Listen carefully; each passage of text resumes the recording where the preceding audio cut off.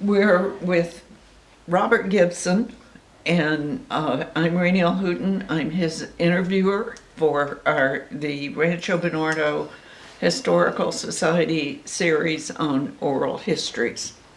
And the date is 3/16/2015.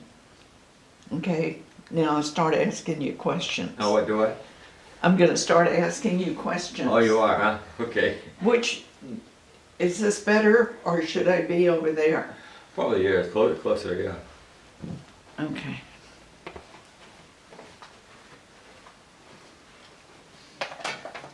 Okay, when were you born? Where? When and where? Boston, Massachusetts. Yeah, Yeah. in And that, December 11th, December 11th, 1923. 1923. Yeah. Okay. When did you move to Rancho Bernardo? In 1970. Did you move into your home that you live in now, or? Yes. Yeah, came directly here, yeah. The Yeah. only one, lived almost 45 years right here. Wow. Yeah. So what was it like when you first moved here? What was it like, what? When you first moved here? It was eternal spring, not this crazy weather we're having now, eternal spring. Of course, in Boston itself too, we used to say, you don't like the weather, wait a minute. Yeah. Yeah. But what was the community like? Was it as big as it is now? No way, nowhere near. I don't know the exact figures, but nowhere near as big. Yeah. So it was a small knit community, Yeah. and everybody knew you and you knew everybody. Well, I knew a few people. But unlike this, some other friends of mine, I knew everybody here, but I'm not outgoing as far as meeting people, you know. Yeah. But you have watched Rancho Bernardo grow. And grow it has, it certainly has. Now, you and your late wife, Marge, My Boston wife was Marge. yeah, And she passed away of cancer. And then I remarried again, it was Carol McDaniel Gibson. Wait, you knew Carol? yeah. Yeah. But what's significant about Marge, and you as well, is that you were responsible for the symphony on the I'm green. sorry, I can't. Oh, I'm sorry. You were responsible for starting the symphony on the green. Yes, Marge was very much responsible for that, and Spirit of the Fourth also. Yeah. How did it get started? Do you remember? So The how? symphony on the green. What? How did it get started? How did it get started? Well, Marge got together with I can't think of his name even.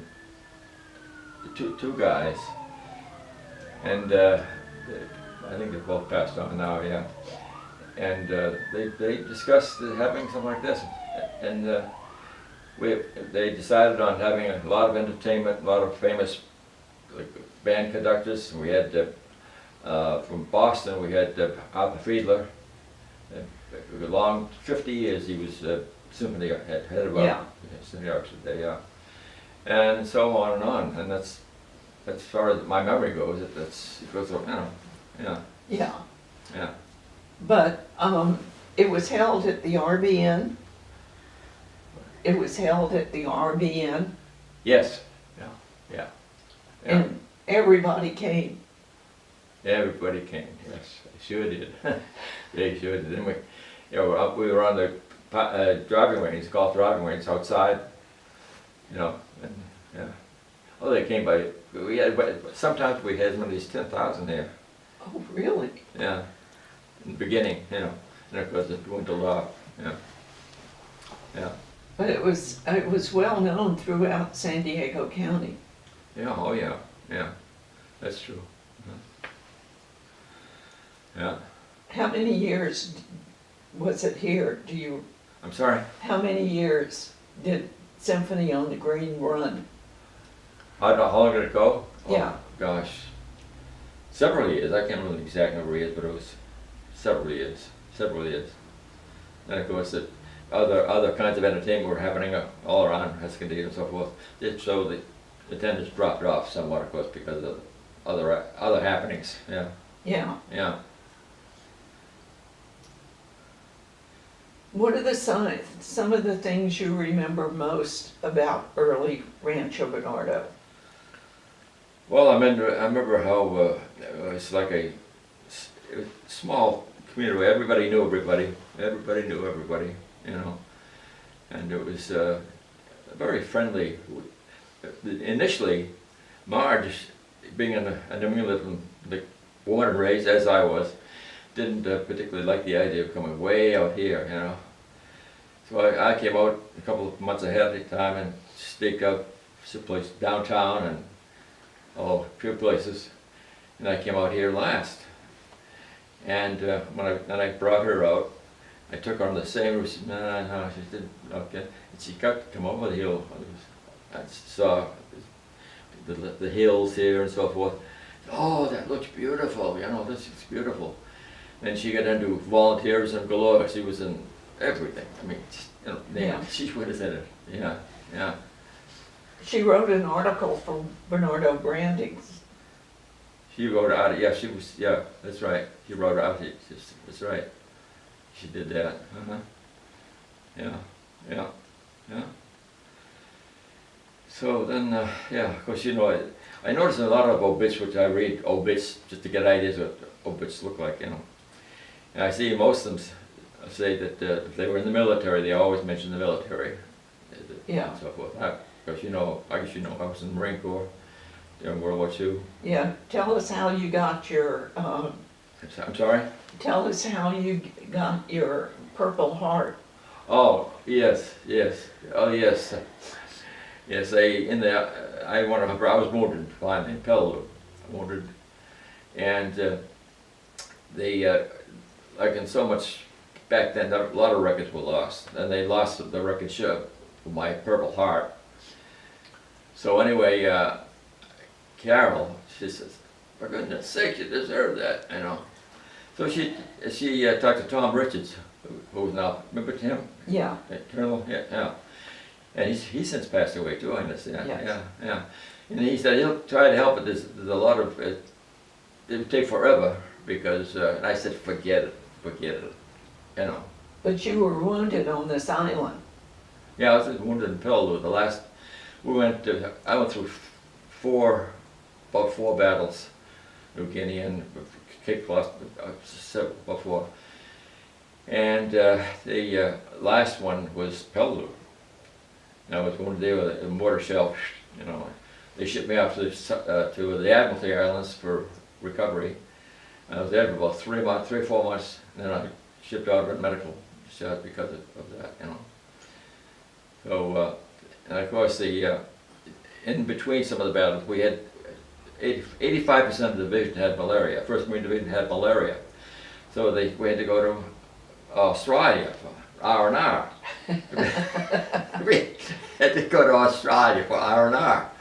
And, you know, we're supposed to be there maybe a couple months and back to the next battle. But instead we spent 10 months, a little longer than 10 months.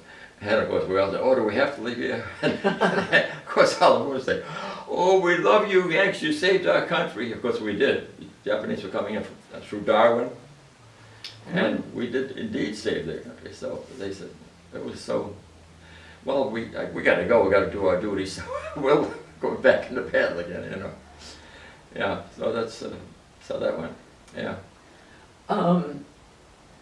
What was your profession in Boston? Well, I was in the airline business. I was district sales manager for New England for many airlines. TWA, no, Eastern Airlines was the first one. That's belonged to Put, of course. And I wanted to get into the international. I love the idea of travel in general. So I joined the Italian Air, Alitalia, and I joined Lufthansa, and had the advantage of travel because of being in the airline. So Marge and I traveled all over the place, you know. Yeah. So anyway, That's about it. Here I am, right here. Yeah, but they originally sent you back to San Diego. Yes, yes. After I was on in the Admiralty Island, where I was recovering from my wounds, then they shipped me back. Yeah, yeah, yeah, via San Francisco into here. Yeah, and here I am still, more or less above ground. But anything you write out obit-wise, Well, this isn't I'm an going obituary. to say, don't. Just recently on TV, there were 5 people in the obituaries, and they were as wide awake as could be. That's happened before, I understand. Oh, yeah. So put it in a safe someplace, hide it. I mean, later. Bob, what were your parents' names? Lionel, my father had, let's see, how many middle names? Lionel, Atwater, Huntington, Hamilton, Gibson. My mother's name was Violet Wagner, or Violet Wagner. Yeah. They're both Canadian. Came down from New Brunswick and Nova Scotia. Yeah. So, that's what it is. So then they moved to Boston and you were born, you and your sister were born in Boston? I'm sorry? You and your sister were born in Boston?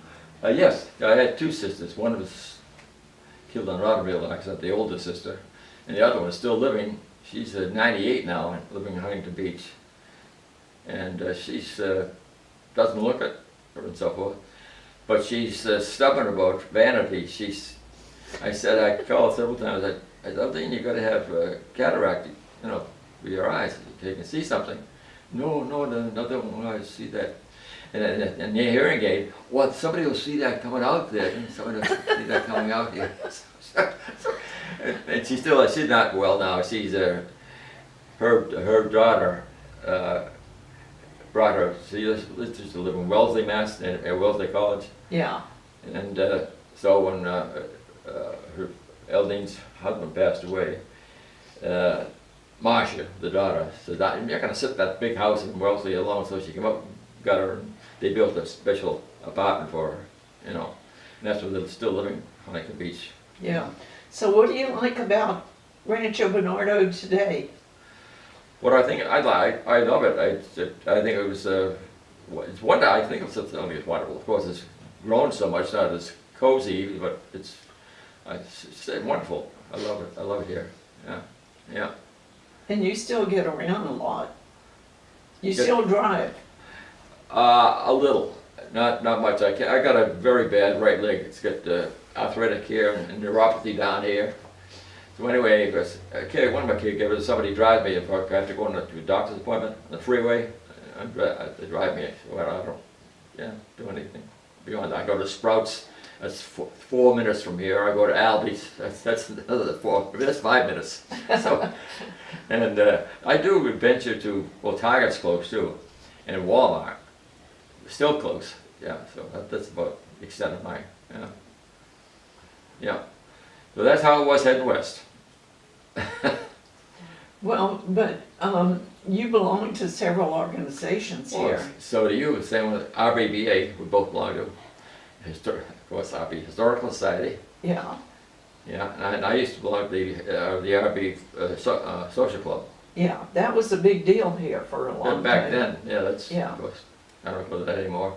Yeah, it's still around. And I go to RBBA on occasion when I feel up to it. And you've driven me the times I'm going, Did you go to the last one at the courtyard? No, that's tomorrow night. Oh, tomorrow, yeah, that's right. Yeah. So that's it. So it keeps you going, huh? Huh? I'm tired. Okay. Is there, I got a dog. well, is there something else that you want to tell us that I haven't covered?